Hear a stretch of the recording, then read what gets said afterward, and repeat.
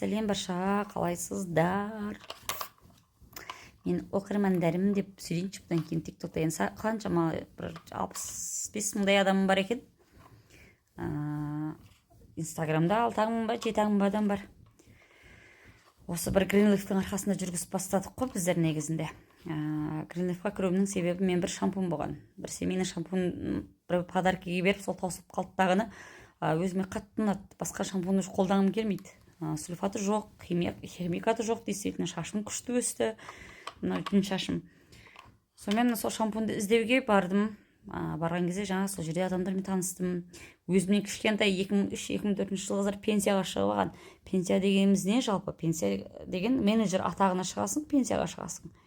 Менеджер атағын олар 3 айда, ана қыз 6 айда жауапты, ана қыз 3 айда жауапты. Менеджер статусын. Пенсияға 3 айда шыққан. 2003 жылғы қыз. Позор, мен әлі жүрмін аңырап. Жасым 33-ке кеп. Ол пенсияда бізде ай сайын 1,5 миллион мен 3,5 миллион арасында жаңа пенсия түсіп отырады. Сен жас талғамайды. Қай уақытта кірдің, қай уақытта шығып атсың. Қазақстан Тоқаевтың пенсиясы емес, 63 жасқа дейін. Өлсең өлдің, өлмесең сол пенсияға жетесің, еще неше жыл алатыныңды белгісіз. Бұл бізде мұрагерлікке қалады. 90 жыл. 90 жыл. Енді ана дүниелікпіз ғой бәріміз. Bir күн кетіп қалсақ, баламыз бен қызымызға тастап кете береміз. Ол уже доказанный нәрсе. Бүкіл ел біледі. Қазіргі таңда 48 елде жұмыс істеп жатыр. Именно осы Greenleaf саласы. Сосын бұл жерде сіздер қандай пайда көресіз дейді, көбісі. Пайдасы өте жақсы. Мен мысалы магазинге аренда төлемеймін. Ай сайынғы. Коммуналка төлемеймін. Сатушым ақша төлемеймін. Кассирім ақша төлемеймін.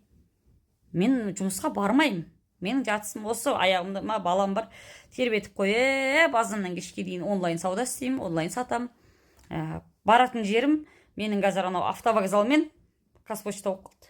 Шынымды айтайын, Аллаға шүкір, оған сансыз шүкір айтамын. Сосын міне, мен затты қалай сатып жатырмын?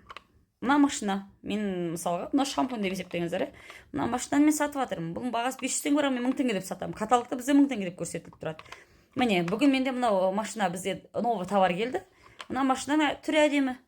1000 теңгеге деймін. Бізде товар бар, эко-өнім болған екен, арзан. 1000 теңгеге деймін. Тиктокқа салам, екінші товарымды алам, зубный пастаны салам, үшінші товар шампунь салам. Қызықтырған адам уже Greenleaf өнімін бүкіл Қазақстан біледі. Барлығын көрсетем. Жаңа ағартатын шампуньым деймін, басқам деймін. Сол арқылы мен ақша тауып отырмын. Біріншіден маған затты сатып алғаным үшін, сатқаным үшін, және де одан жаңа үстінде көрген пайдам үшін. Мәне 3 жерден табыс.